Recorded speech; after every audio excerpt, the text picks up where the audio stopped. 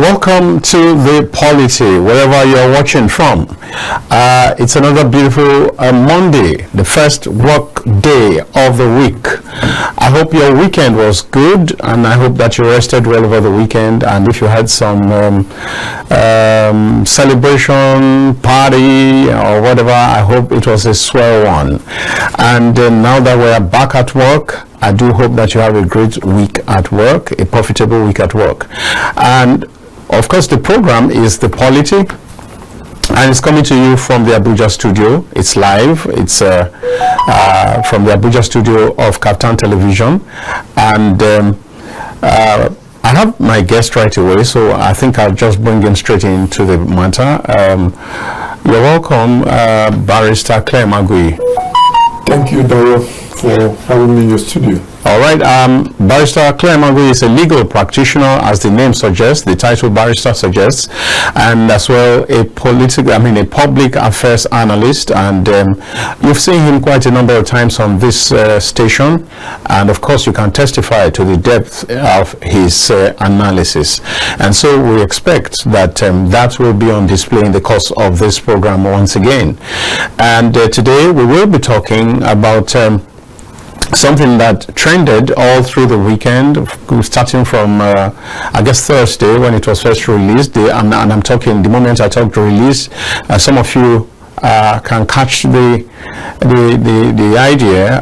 It's the presidential pardon that was granted to some Nigerians who had been in jail as part of the prerogative of mercy that the president has constitutionally. And so today we want to look at what exactly are the criteria for this. Is there a defined system of guiding the president, or is it totally at the mercy of his whims and caprices, or whatever disposition of the president? Is it just open that he could do as he pleases? Is he God in this instance? That's what we intend to look at, of course, and we look at several other related issues.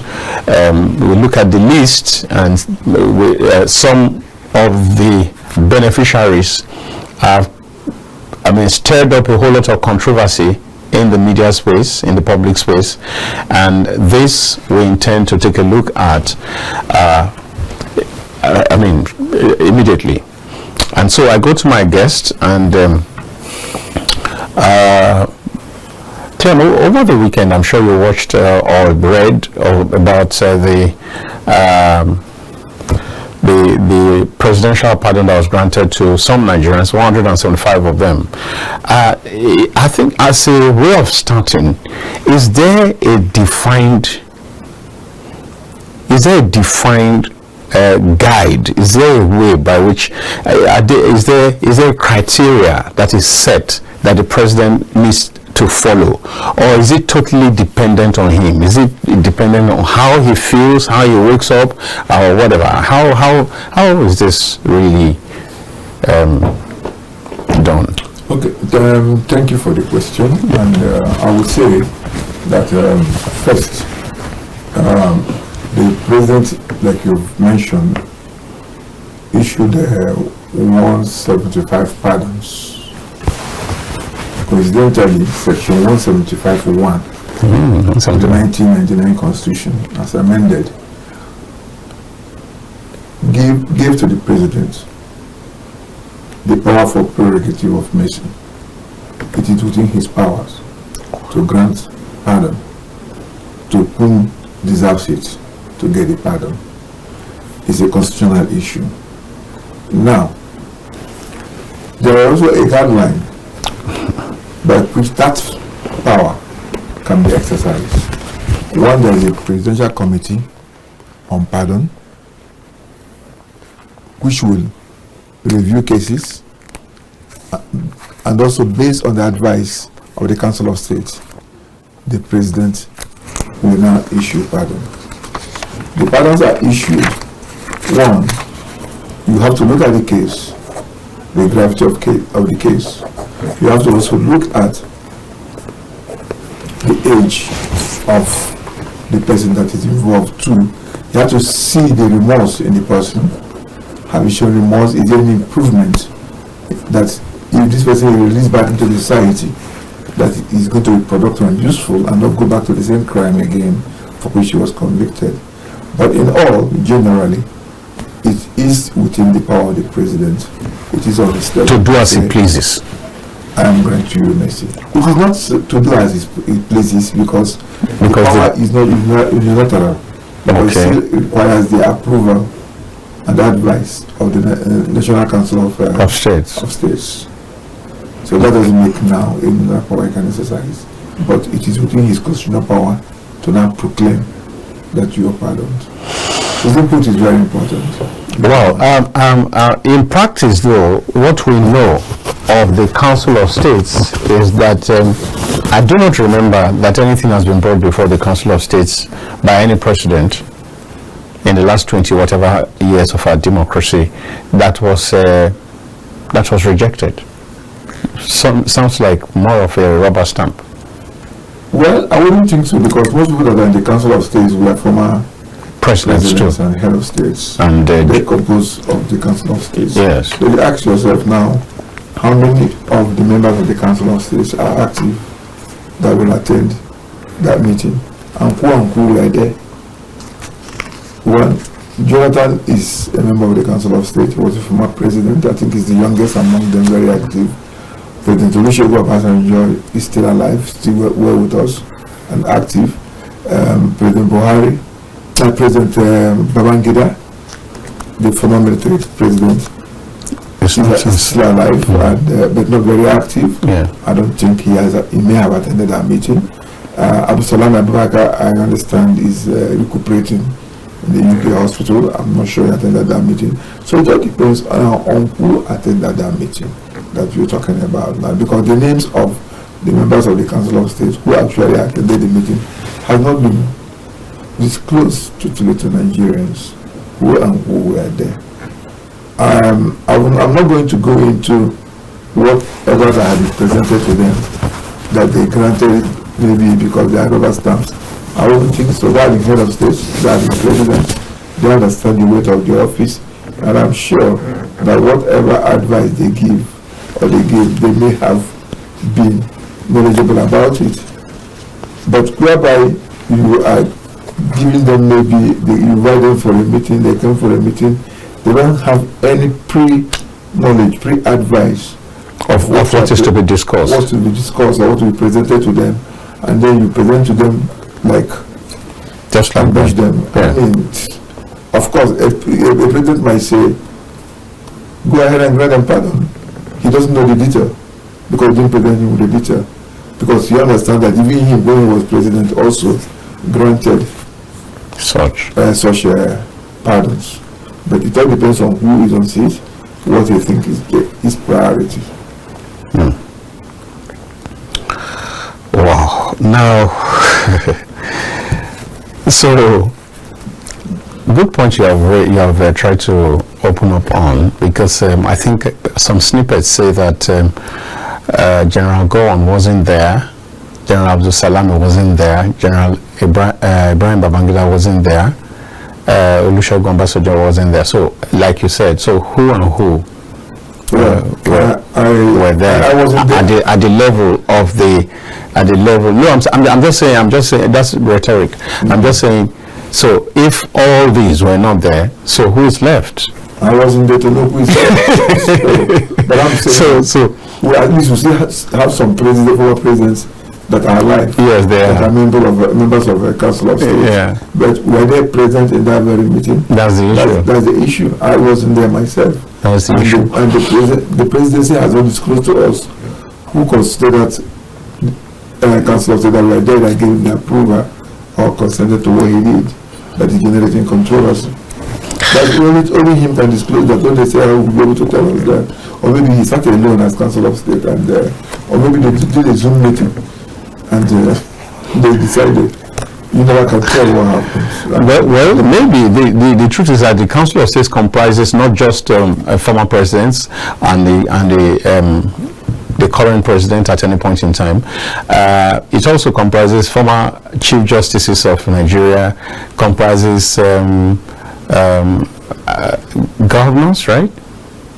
I wouldn't say that. No, I wouldn't have it out the composition. Okay, so I'm saying, even if the former presidents were not there, one would have expected that the people who were there would really take a look. And another point that you touched, that you just touched on and moved on, that we also need to know, those kind of meetings, if you truly want people to participate, I want to believe that an agenda will be sent ahead of time, because even in other smaller meetings, that's the practice in many cases, where an agenda is sent up front, maybe like a week or two before the event, and so that people can really prepare to contribute meaningfully. So if this is not the case, then there's a challenge and probably needs to be corrected. We don't have the facts, we don't know,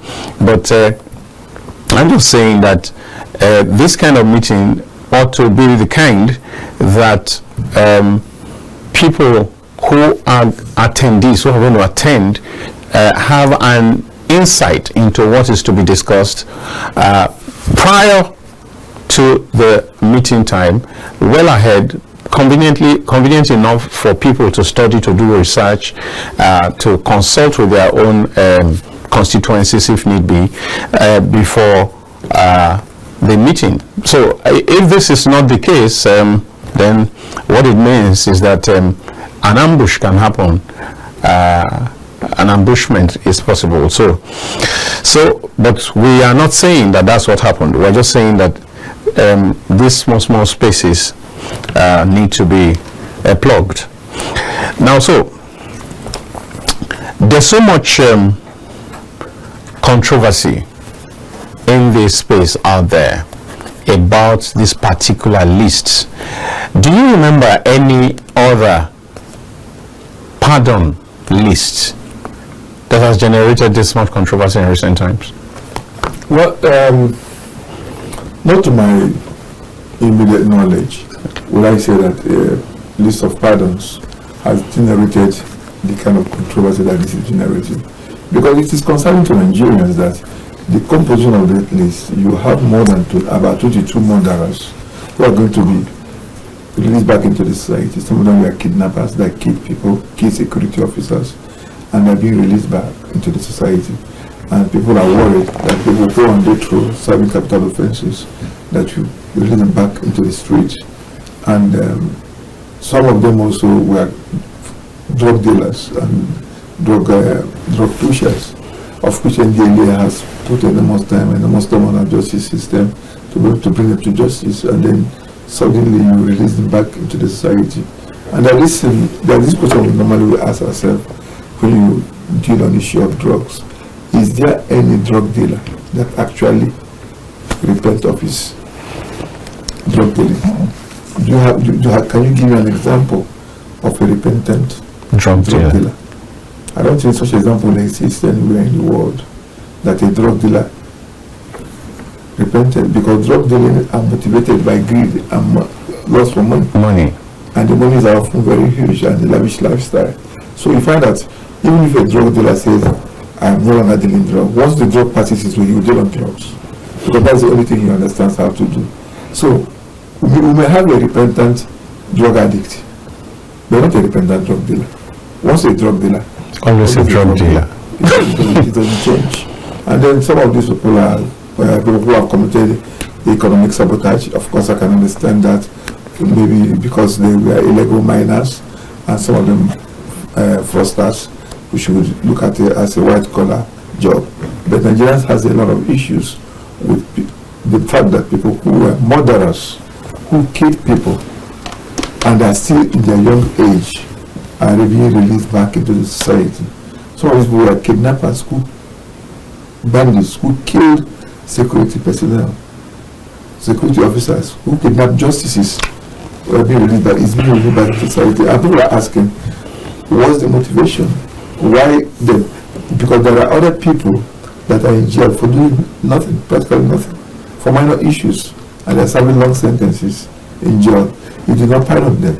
There are people that Nigerians are almost a section of the country are asking you, pardon this person, leave this person, let us settle this matter politically. You've not listening to that, but you are pardoning people who the society does not need.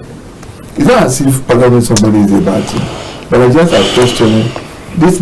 What is the rationale? What is the criteria? Of you pardoning this set of people. Why? Why are you releasing drug dealers back into our society? Because if you go to almost all our communities today in Nigeria, with no exception, drugs, it's a serious problem, have taken over. That's why you have insecurities in communities. That is why the youth in many communities no longer respect the elders, because they are high on drugs. And this drug dealing have left the drug that couldn't go out to maybe Asia, America, Europe, South Africa, because those countries have put enough tough measures that make it impossible for these drugs to now move from Nigeria, which used to be a transit point to their country. That made it tougher, have made it more difficult for people to move drugs from our airports to other countries. Now these drugs are circulated in Nigeria, and that is why most of our youth in the universities, especially private universities, are targets of drug use, because they are the ones from rich parents who have the money to spend. So these drug dealers kind of target them for distribution of their drugs, for use of their drugs.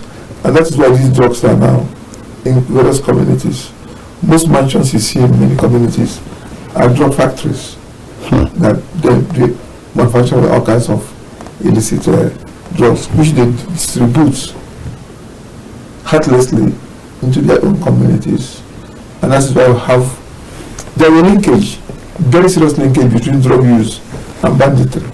Because somebody who is insecurity, there is a linkage. Because the kind of things the people that cause security does, if you are in your normal sense, you will be doing that.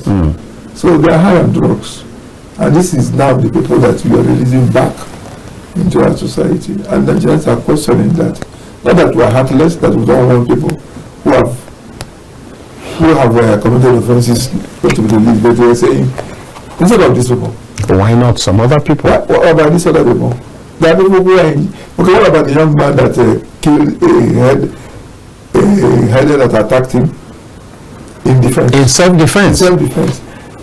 And was sentenced to death. He didn't see him to pardon, because almost everybody that has, including the family of the header, has said leave him.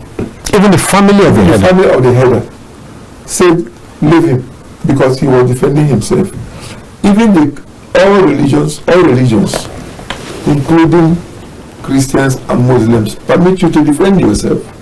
Even our constitution and our law permits you to act in self-defense of yourself. And this young man sentenced to death, you did not pardon him, but you are pardoning people who killed our security agents. What do you think the family of those security agents that were killed, what do you think that the family of those judges that were kidnapped and killed, what do you think they will be thinking of the society? Will you say that they got justice? They didn't get justice. So that is what is bothering Nigerians, and that is why that is a list of controversy. I don't think the list was properly scrutinized. I don't think the president was properly briefed.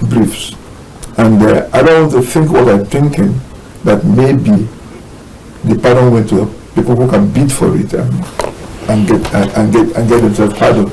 Hence, you have about 20-something drug dealers. 70 drug dealers. That's about 30% of the entire list. So that is concerning. And people are saying, is it because is the bidding process not going the way appointments are going? The highest bidder who can bring the money and you give them appointment. This is why the country is not moving. That's why this is generating controversy. Some people are also looking at the political connection of some of these individuals that are being pardoned. Are they politically connected? And people also wondering, okay, we're moving to election. No, election can be tough and turbulent. And is there a quid pro quo? You will do this for me, and I'll do this for you. And if you're not giving pardon based on quid pro quo, it becomes questionable. It generates controversy like it generated now. Well, Nigerians, a lot of people on social media are riled, are really piqued that this could happen, where you have a list of 175 that is dominated by drug offense convicts, where you have, like you said, murderers. In actual fact, there is one that so many people have had to write on, and that has to do with a woman who killed her husband in cold blood because it was like the man was preparing to get a second wife. And I'm talking about Biliaminu Bello, late now, who got stabbed to death by his wife, Mariam Sanda.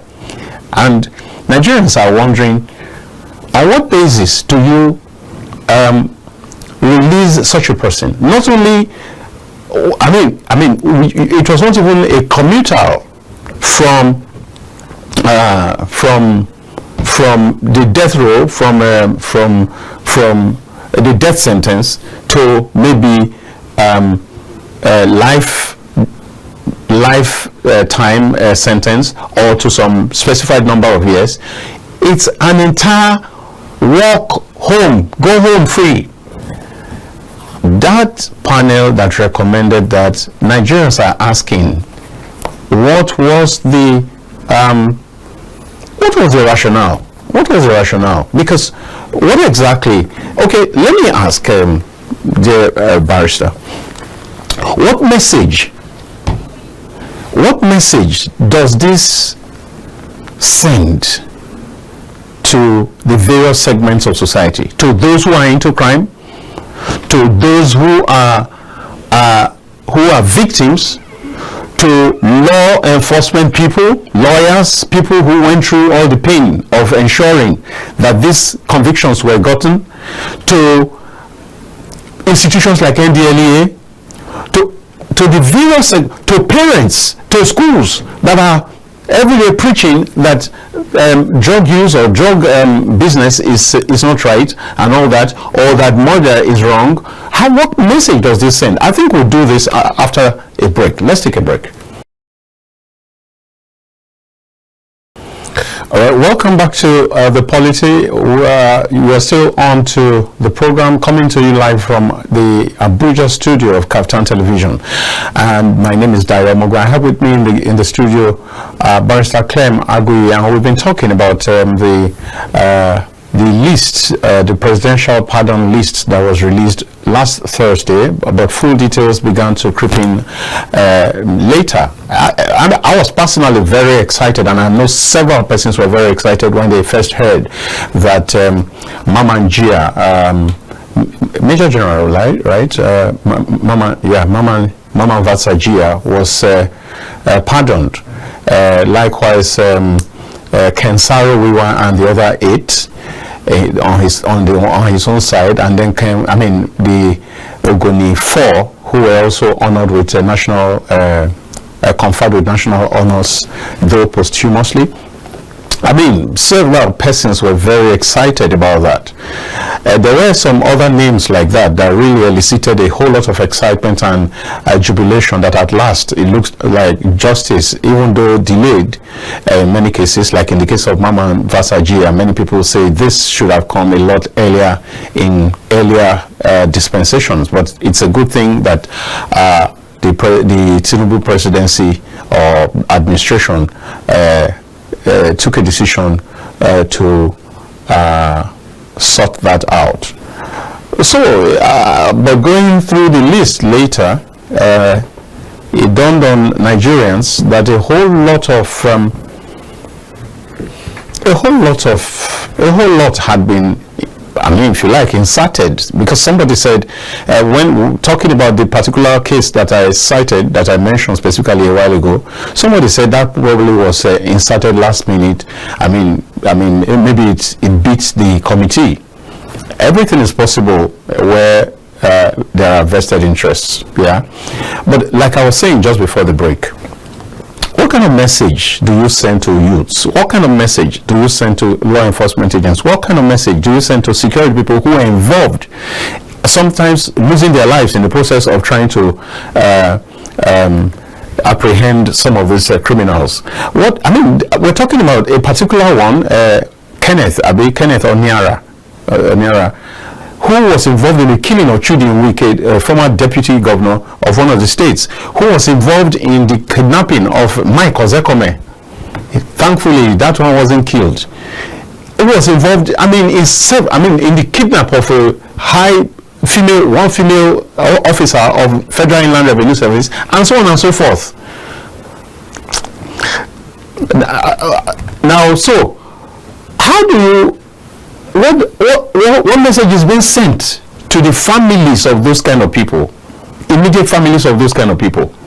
What message is being sent? So, I'm sure that my guest will assist me and assist Nigerians to try to make sense of it. Well, like I've said earlier on, prerogative of mercy is a constitutional issue, and it lies in the hands of the president to forgive, to pardon whomever he find desirable to be pardoned. Like I said already, the president may not even know the whole details. It depends on what is presented to him. And those that are presenting those names, those lists to him, did they do their proper due diligence, or were they influenced by other factors other than clemency, other than empathy, other than forgiveness? Of course, it is only a criminal that has been convicted and be pardoned. You do not pardon an innocent man. So the crime these people committed are what is being pardoned. But the problem that is there in the challenge that we have here is that yes, president will have the power, but in exercising your power, in exercising that power, you have to also act within the conscience of the nation. You have to look at things from the way that you don't send the wrong signal.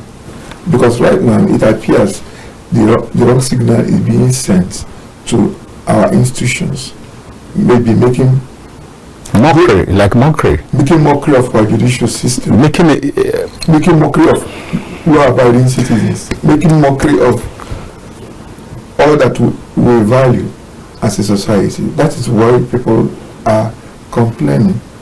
But despite those complaining, whatever the parent has done is not subject to the judicial review. Because of course. Okay, but I'll come to the next question, because that's very critical for a lot of Nigerians. But that will be after this break. We'll take a break. Oh.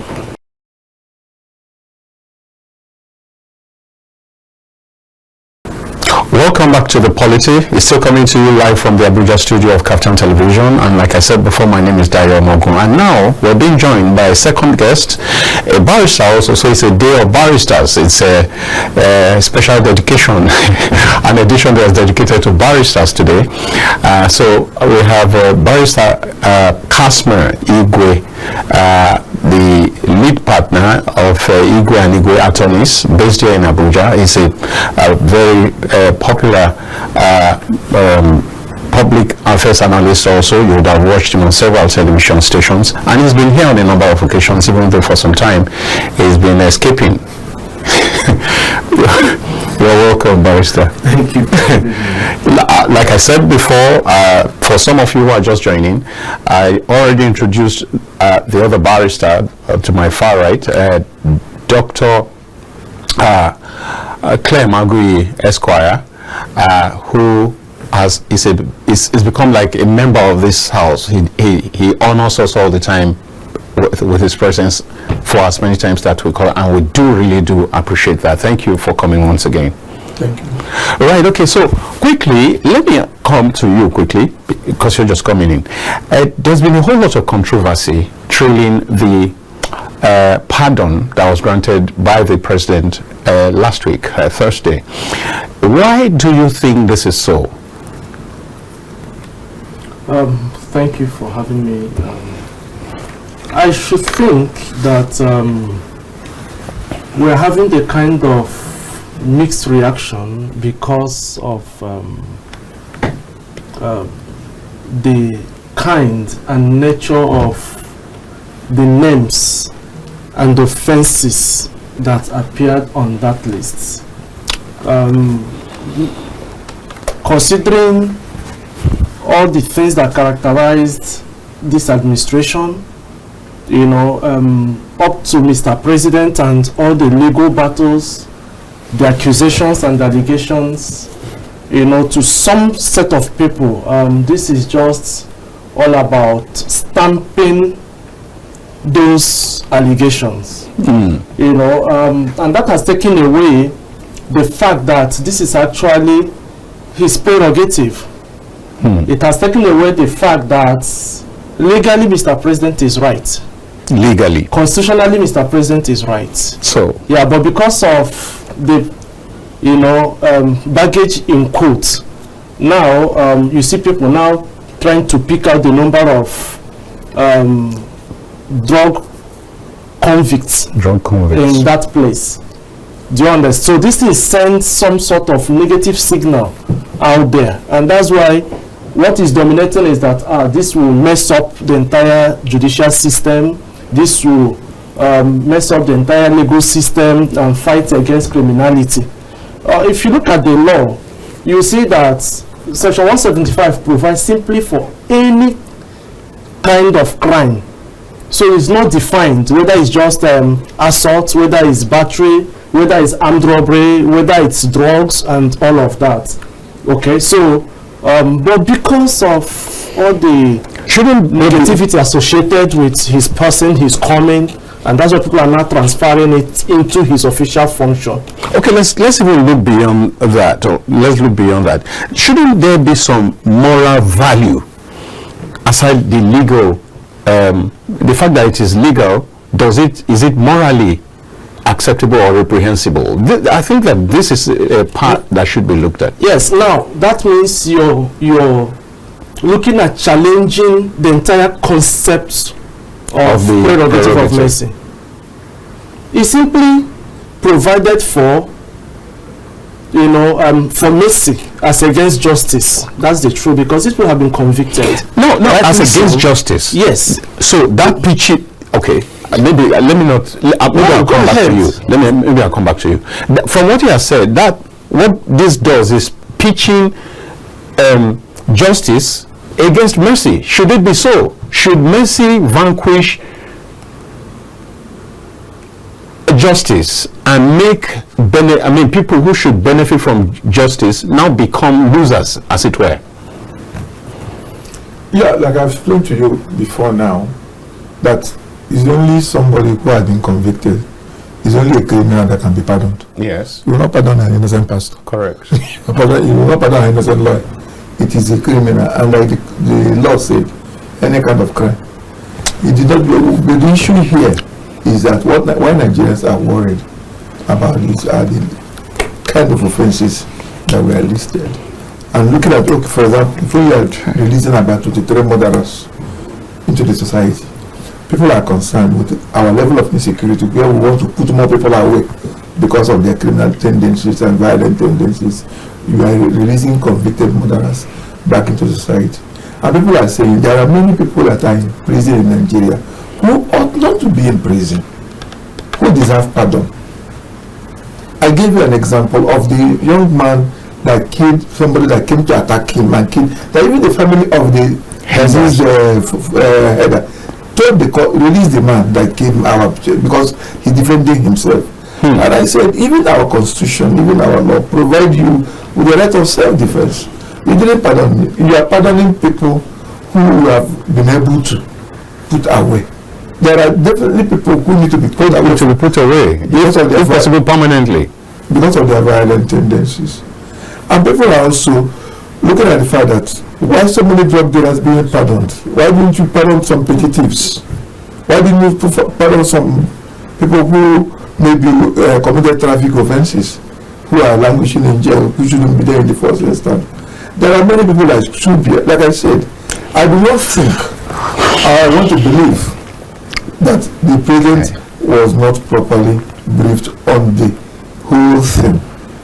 And I want to believe that those who presented that list to him did not put all the facts, before him, because if they put all the facts before him, even him should have been worried and should have been concerned that I am releasing this number of drug dealers and they say I'm a drug dealer.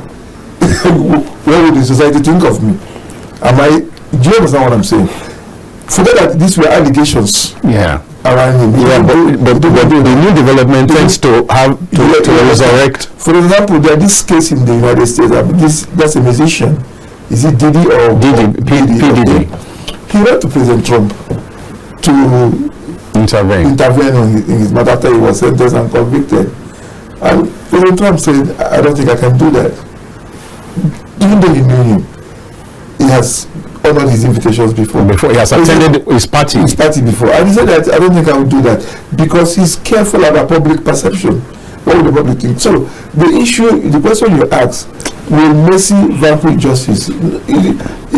Mercy here is not vanquishing justice. Mercy is meant to be applied where justice has been done, and that is why he's granting that mercy. The Nigerians are only quarreling with the list based on the kind of offenses that are still fresh in their memory. I mean, like the young man they call innocent Kikira, that they are accused of all kinds of kidnapping and killings and all those things. I don't think he has not even served 5 years of his sentence or 6 years of his sentence, and they are releasing back into the society.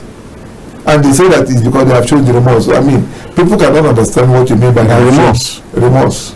How do we know they have shown remorse? People don't know this. Do you understand what I'm saying? And it's the Presidential Committee on Pardon that are supposed to make all these reviews, investigations, so that when pardon comes, it becomes a thing of joy. Should be a thing of joy. Sin should be too serious not to be forgiven. If properly. Yes. No offense should be too big. But you see, Nigerians, for example, there are people that are living, that are in jail, that need to be pardoned. They are pardoning Abba Macaulay. Not every Nigerians know that Abba Macaulay is even a convict in any form. And you travel back to almost 100 years to go and pardon about Macaulay. What difference does he make to Nigerians? I guess I'm saying that. Because we don't even know that Herbert Macaulay was even had any issue. I didn't know. I'm surprised that his name is on the list. I didn't know. Is he not the one that's done that currency? Exactly. Has he not been honored far above? I mean, has he not been honored far above me and you? Before above me, the president himself. His name is on our currency. And his picture is on our currency. You think committed? As far as I'm concerned, putting Herbert Macaulay's name on that list is a joke. Because Herbert Macaulay is actually an ex-convict. How come he is abandoning our currency? You understand? I can understand also the issue of Mama Mvasa. Yes. I mean, it is a highly controversial issue where the man, up to his being executed, said, I did not commit this offense. Only God knows the truth. He has pardoned him. At least he may have children who can benefit from that pardon in terms of his benefits. And his family are still there. They can now go for his entitlements and benefits and get it. But after having said all I have said here, the truth remains that, like my colleague here said, it is within the president's right. He acted legally, acted constitutionally, but you act recklessly because you have the constitutional power. A lot of people think that what happened was a bit reckless, and they are concerned that in this time of insecurity in Nigeria, you are releasing into our streets murderers, killers. Some of them, the society, the community, or the family may not even accept them back. Do you understand? So these are the issues. So you must really plan for their rehabilitation, because some of them that you are released may be clobbered to death by the very community they came from. Yes. All right. Let me. Because if that innocent here did all that they have been accused of, which family would accept him? Which society would accommodate him? If actually everything had been listed against him and true, who will accept? Who will accept him? Maybe a church. Yes, the church accepts everybody. Spirit of now. So let me is it possible? You said even before you came that it is not subject to any judicial review. But is it possible for the wielder of that prerogative to reverse himself?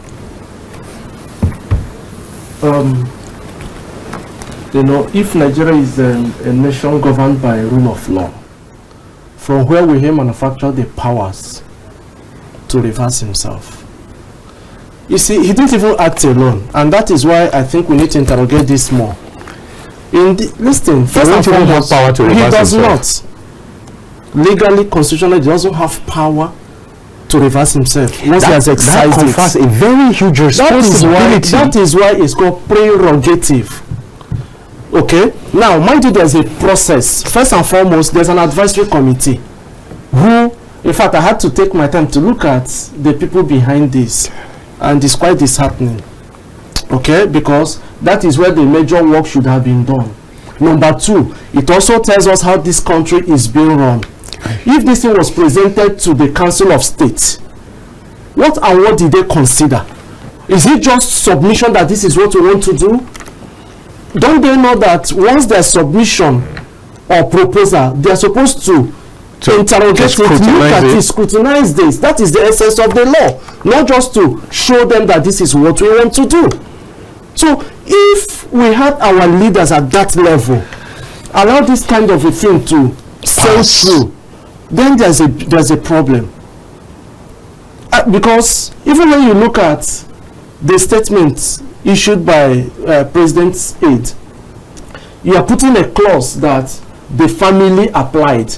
No, it's not subject to any of those things. His president can just wake up and remember a name that he feels that injustice has been done. And he said, bring this, let me have a look at this.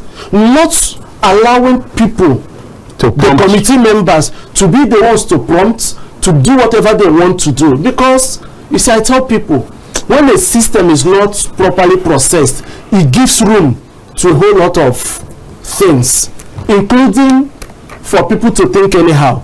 Like in this case now, a lot of people, deep down their heart, they believe that there must be some underhand arrangements. If not, why do we have, one, the volume of this set and class of convicts? It's much. You said there are 22 drug convicts. 22 is not 2. No, it's not 22. Well, I'm telling you, as even if 22 from his own analysis says 22. Okay.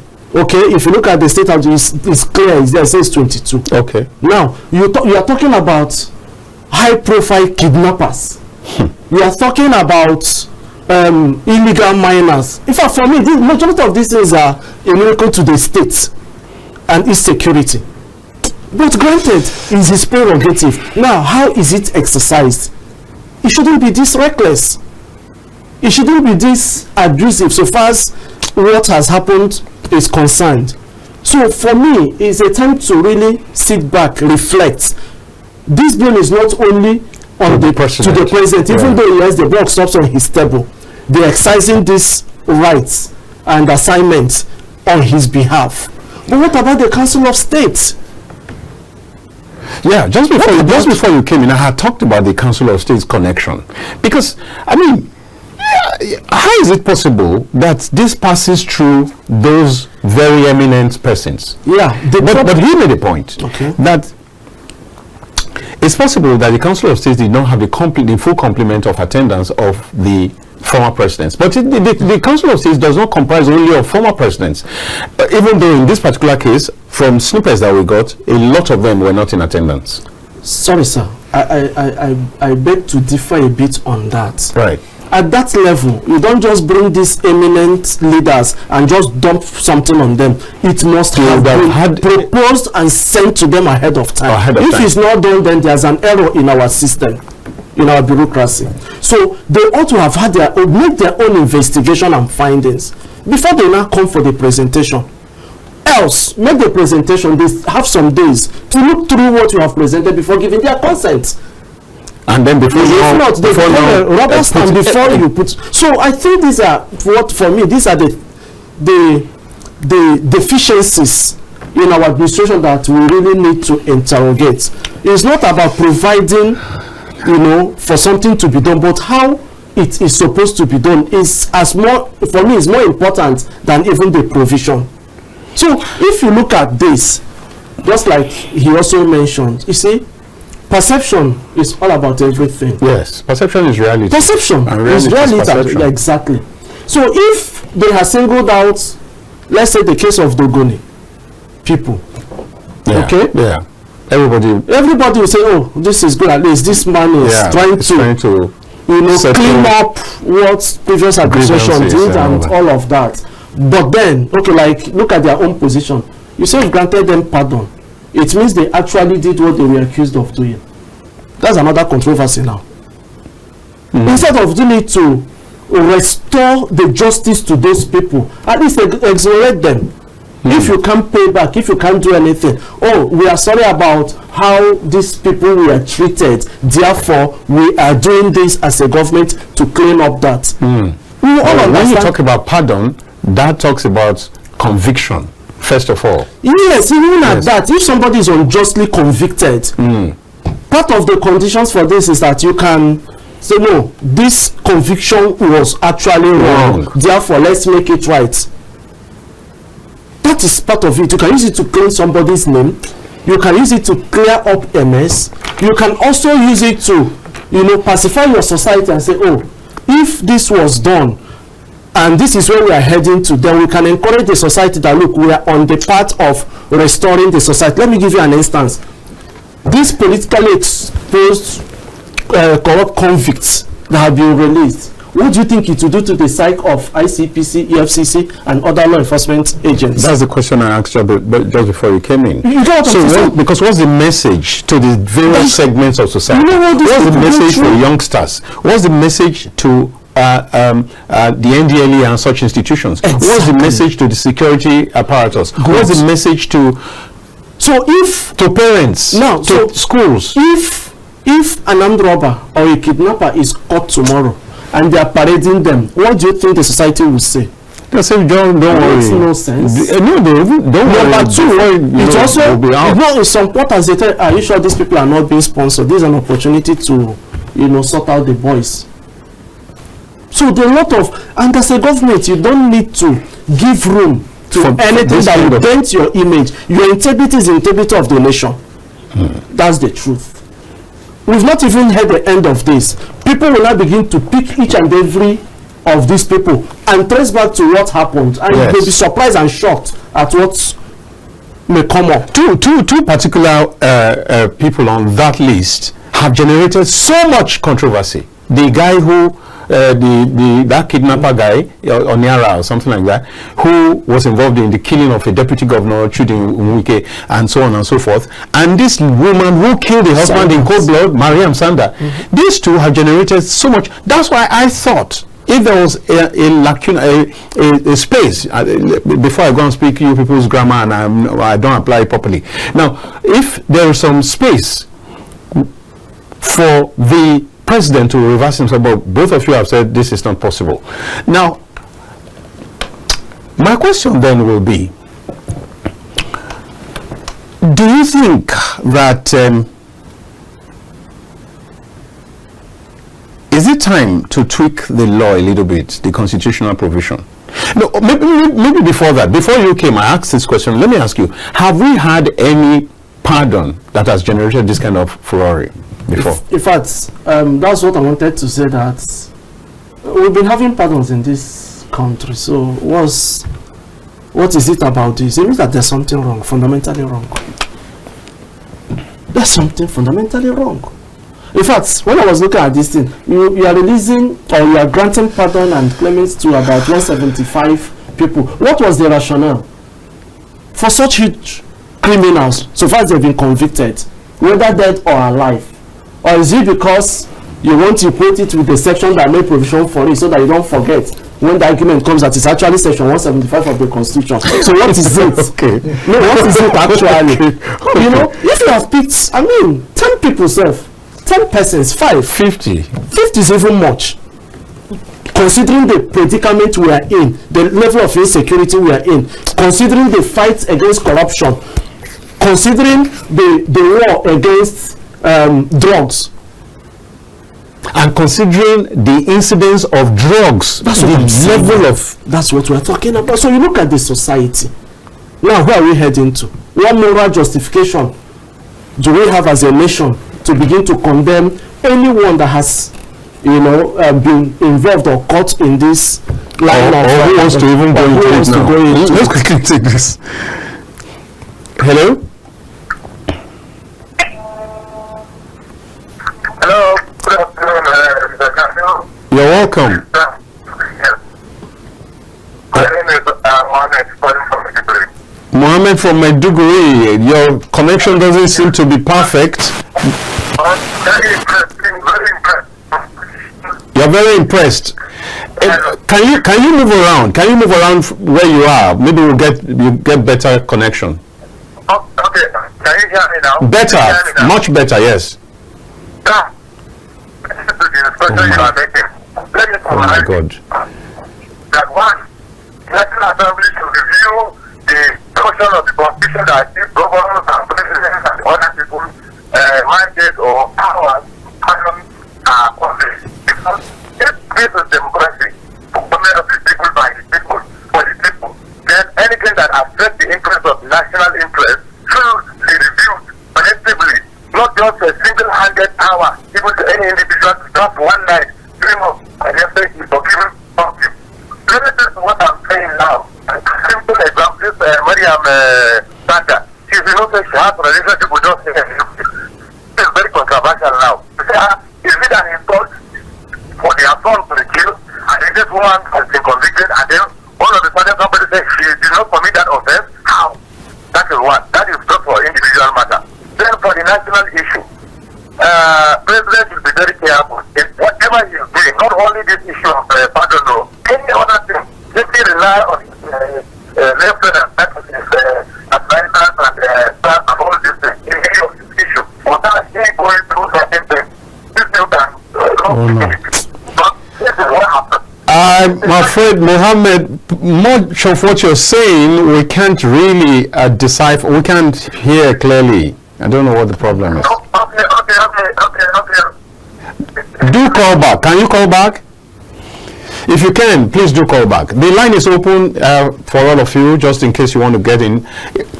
It's 08029936365.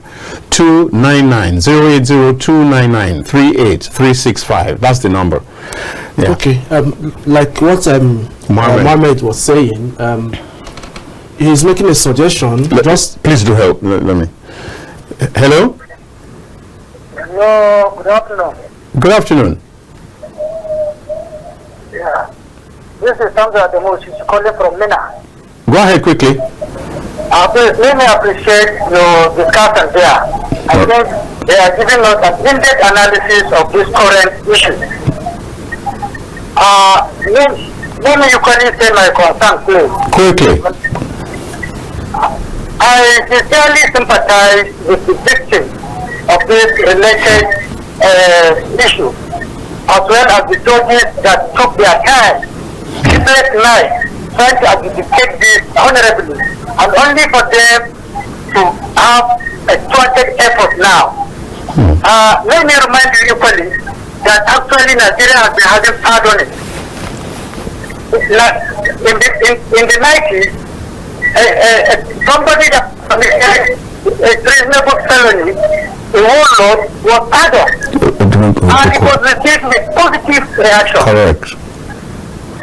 Both in the southeast and in the north, it was really being held because it was nationalistic, it was actually an acceptable It was pardon timely, it was that we all useful. recognize. Thank you very much. Thank you so much. Thank you. I really like the way this caller has put his. That should be a model for others who want to call. Please make your points quickly, straight to the point, as much as possible. Thank you so very much. And his device didn't interfere and everything. Yeah. So you were speaking. Yes. About Mohammed for Mohammed, I think he has given too profound advice to Mr. President. Let me take this then. Maybe after this week. Hello. Hello? Yes, hello. Hello? We can hear you. Yes. It's Mr. General speaking from Marama. From where? From Marama in Borno State. Okay, go on. Yes, what I am saying is that there is nothing too hard for the Council of State to correct. If all these pardons were not properly made, they should convey them together and do something necessary. Because of insecurity we are suffering, there is no reason why they should bring out criminals that have been taken away from the society back again to the society. Thank you, sir. Thank you very much. Well, sorry about my first reaction. That's my first time of hearing Marama. So, yes, I said for mine, he gave two profound advice to Mr. President or to Nigeria. Number one, he's suggesting that that provision should be reviewed, just like you are trying to throw up. Okay, and Nigeria will not die in constitutional amendment. Everything that happens to us, we rush the constitution to amend. Everything that happens, we rush the constitution to amend.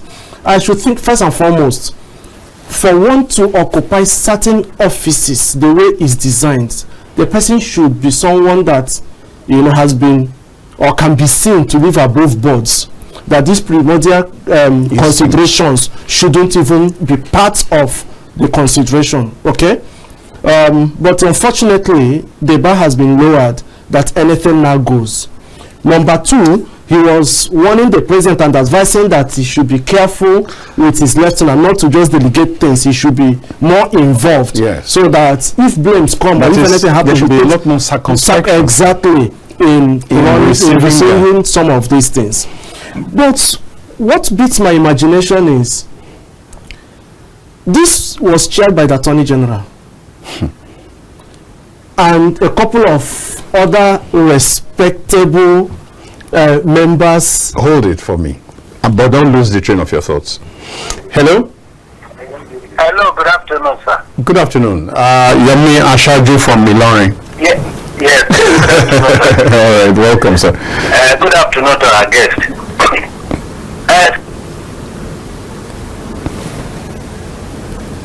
Hello? Oh no, please do call back. Yeah, quickly, just round up your thoughts. Yes, so looking at it, you believe that these people must have are people who expected to do a very good job and should be their chest that they did this work. Incidentally, the result we are seeing is at variance with what in our expectations, is, which for me is cause for them to really sit back and find out what actually went wrong. The only thing they can do is to maybe address Nigerians, then let us see if there's an error, if there's an omission, or if there are unforeseen hands in what they did. They can own up to it and apologize, and we leave it at that. So it becomes or some punishment could be meted out. That's part of it. People should take responsibility. But if it's indeed their decision, then we will now know that this is what we are dealing with. But Barrister Aguiyi, I was going to ask this question, but he already stated it. Do you think that if indeed people were involved in trivializing something that is of this utmost importance, in mismanaging a national assignment that should add value to society in this way, do you think that punishment should be meted out? Just after this, please. Hello? Are you there? Yeah. All right. Yeah, good afternoon. I'm Mr. Peter from Kaduna State. Go ahead quickly. You're too close to your TV set, I think. Very. Let me move away small.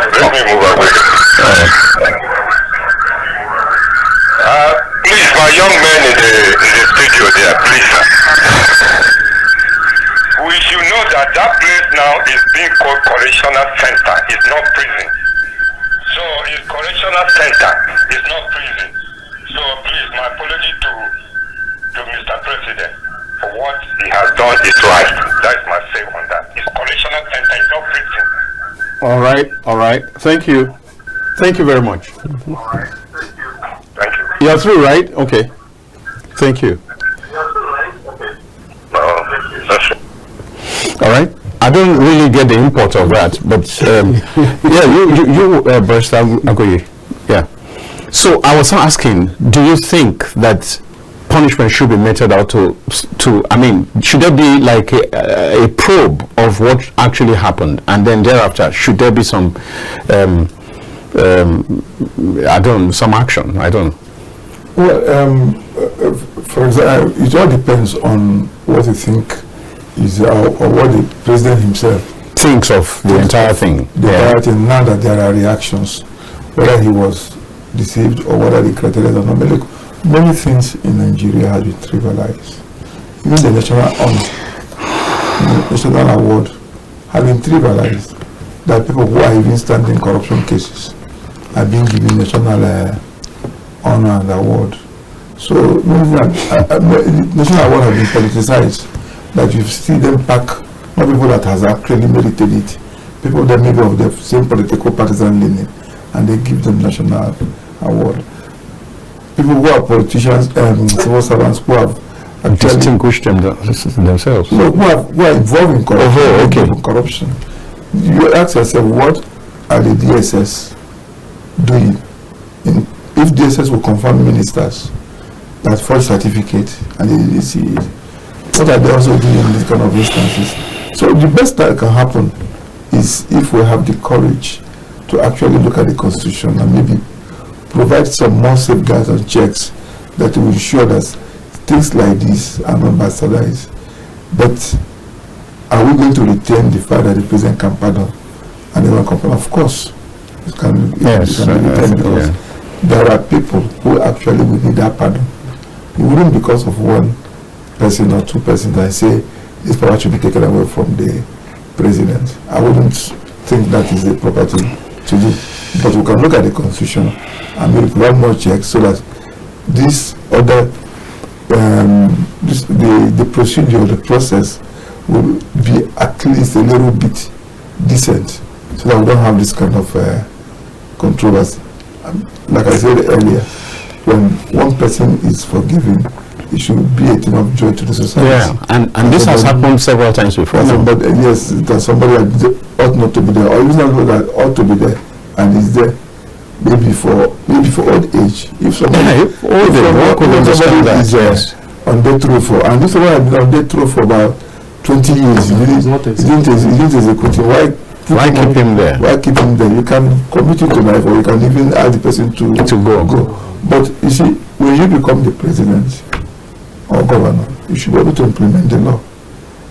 Most governors are not implementing the death sentences, but you swore to uphold the Nigerian Constitution.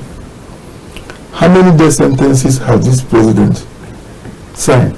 I hear we have over 3,000 people on death row and occupying space, creating the problem of prison congestion. That there are death rows that governors are supposed to sign for them to be executed, and they have not signed. In fact, the one that the president is supposed to sign, he has not signed. That's what I'm saying. And meanwhile, you swore to uphold the Constitution. If you know that you will not uphold the Nigerian Constitution, why go into that office? Because that office you occupy also will require you to exercise certain functions for the benefit of the society. So we need to look at all these things and see how we can begin to improve our society, not by taking actions that are detrimental, that make the people to lose confidence in the system. Because when people lose confidence in the system and they lose trust in the government, I mean, all hope are lost.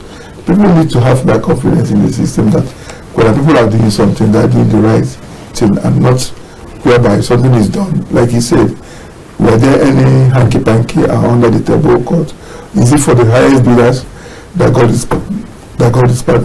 I mean, we don't need to give the public that kind of perception to begin to think like that. It can ruin the confidence in the system. Hello? Hello, sir. Yes, okay, you're back. Good afternoon, sir. Yes. Hello? Yes. From Ilorin. Yes, sir. I think it is within the constitutional power of the president to do what he has done. Okay. And there are so many parts to it. The committee play their part. The correctional centers play their part.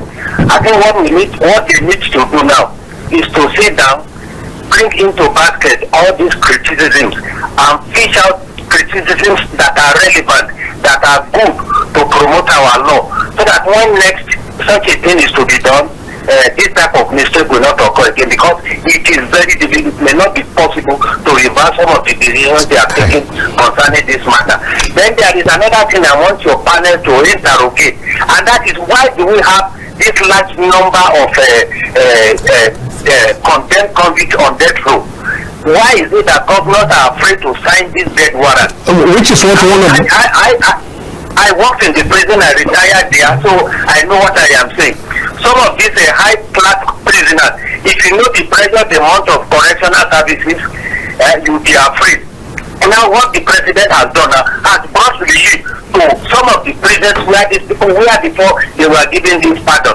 I think they are getting in now. It is making some people sad, and it is as well. Just before you. They are happy about it. But what we need to do now is to rejig our laws, send out those who are actually qualified to enjoy data. Then we also have petty prisoners in state. It is the prerogative of governors to go there and release them based on existing conditions. For instance, you have somebody who stole a phone who shouldn't have spent more than 6 months in prison, and because of our long trial, inexhaustible trial, he is staying 1.5 years. Ordinarily, such a person should be longer than necessary in the prison. But governors are not doing it. Most governors are not doing it. I worked in a state for almost 5 years. The governor of that state never visited the prison where I worked. For once. So that is the negligence that these institutions face from governors. Governors can go to the prisons and release those who are desirable of it.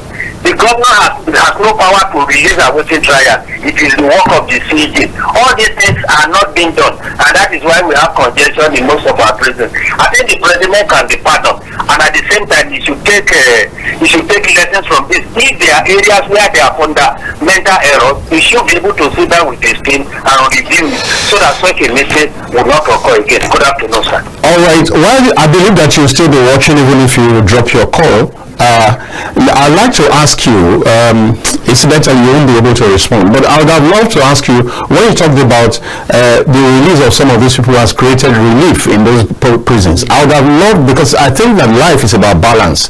Would we rather create relief in prison and create an inconducive environment for free, lawful people, or would it be better to maintain status quo in the case of in a case like this? You are no longer on air, but I'm sure that you want to ponder on this, and if we have the time, I trust that you could call back, but we don't have that time, so we'll need to begin to round up now. You're trying to make a point. Yes, first and foremost, I wouldn't want us to go into this issue of interrogating that, because it will now run contrary to that prerogative powers of the president. Just like he also said, categorizing it means that you are qualifying who should and who should not, and which will also be counterproductive, because if they want to put you away, is to consider those areas that you never receive pardon, slam it on you, throw you in there, so that no successive government can even grant you pardon. So it becomes a very veritable tool for political witch hunt. Now, talking about the constitution and the review, I believe that section 175 is clear. It has put in safeguards. It's just the manner of operation that has led us to this, and that it takes us back to, if the law has provided that there should be a presidential advisory committee on this, that is point number one, which means this is the entry point. They will house all of these things in the back, they begin to interrogate before they make recommendation to Mr. President, who now in turn sends it to the Council of States, which should be, in fact, as it stands today, that should be the highest. Yes, now. So I'm looking at the caliber of people that are there, those who have seen it all about the nation, those who receive security reports. So it behoves on them to also do their work before granting that nod to Mr. President to so announce. In fact, Mr. President is just to sit back, watch these people do, submit, he sends to them. So that is why we are not putting, me as a person, not putting this squarely on the president. Okay, except there are other things, as I said. At times, President Obasanjo told us that you can advise him and he will do otherwise. But it will not happen in the case of Council of State and the sitting president. It will never happen. So if they have given their nod and he's announced, our only concern is whether the Council of States actually did their due diligence. Of course, that is point or whether they were even opportune to do it. Then number two, talking about opportunity to because if they didn't give them materials beforehand. No, sir. If they didn't give them, most of them have presided over this nation. There's a protocol. If you don't have adequate time for such magnitude of decision, you request for it. It is not resting against any time. They have that right. And by now, some people have spoken up and said, look, this was our position, or this happened. We've got to go now. We've got to go now because of time. Now, why you advocate this and why we all have this very high expectation and respect for the National Council of States, can you recall, and this is to both of you, can you recall any occasion when the Council of States has rejected whatever the president presented to them? For me, I've not seen that as a council they come and say, no, we're rejecting this. In fact, it can't be done at that level. They are not what do you call them? They are not how do I put it now? They are not activists as to begin to now say, oh, on this issue we disagree with Mr. President. That will be. It will end at the meeting. No, that's what I'm saying. You can't, because you are not sitting in there. You can't speculate, and what happens there stays there. Okay, so we would not. You will not know. You will not know. Okay, so you are saying that whatever goes in there, you might not know whether you they can't know. What happens is occasion. the resolution. That's what is put out. The debate in the council meeting cannot come out. Okay, now quickly, before we don't really have the time, is their role only advisory, or if they say, if they have a majority no, will it stop the president from going ahead on any decision? Well, like he said, you're talking about that will be speculating, because you are not in that meeting to know what was discussed exhaustively. But the important thing is what they put out there for us to see. Because, like he said again, most of these people are people who are presided over this country. Perhaps you tell him, I want to issue pardon, and you give them list of pardons, and that you want to issue, and of course you can pardon. You go ahead and pardon. Do they have any personal quarrel with any of them? They don't even know the names you are presenting to them. They don't know. Are you understand what I'm saying now? No, but their cases will be listed alongside. It may not be. It may be listed as death sentence. The details may not be there. That's why he said that at that level of meeting, you're supposed to give them background some information, so that they can also seek their own advice. They get their own advice based on security reports, because they're entitled to advice. They receive security reports, and then they can now digest it and then come to meeting to, instead of being a rubber stamp. But like, nothing made by man is perfect.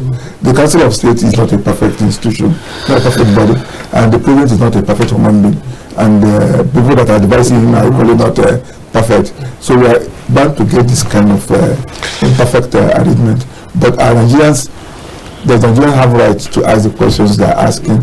They have every right to ask those questions they are asking. They have every right to be concerned about what they are concerned about. And this is democracy, by the way. You have to understand that people have a right to interrogate you, and that is why in doing whatever you are doing, you have to be careful to be sure that when people begin to interrogate you, you will readily have an answer that is justifiable. Well, we will have to draw the curtain right now.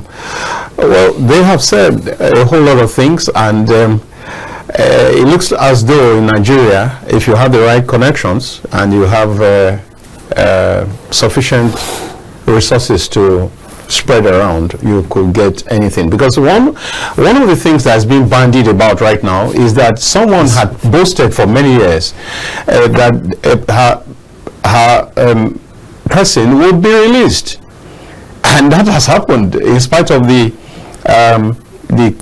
case that it is. So whatever it is, I believe that this program has dug deep into, and this panel of discussants have done a fantastic job. I believe that that's your reckoning.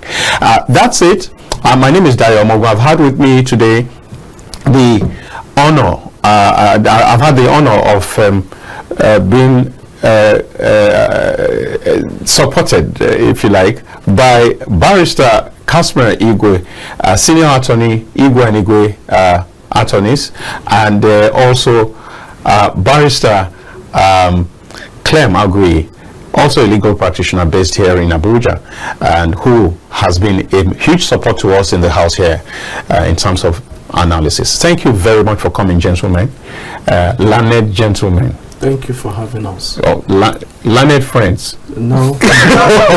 Corrected. Learned colleagues. No. All right. So, thank you, production team. It's been a wonderful time. Thank you for how you continue to excel in the production. Thank you, viewers. Please stay tuned to Kaftan Television, and please do join me at 8, because we will be on Matters Arising from 8 to 9 in the evening. I expect you there. Bye-bye.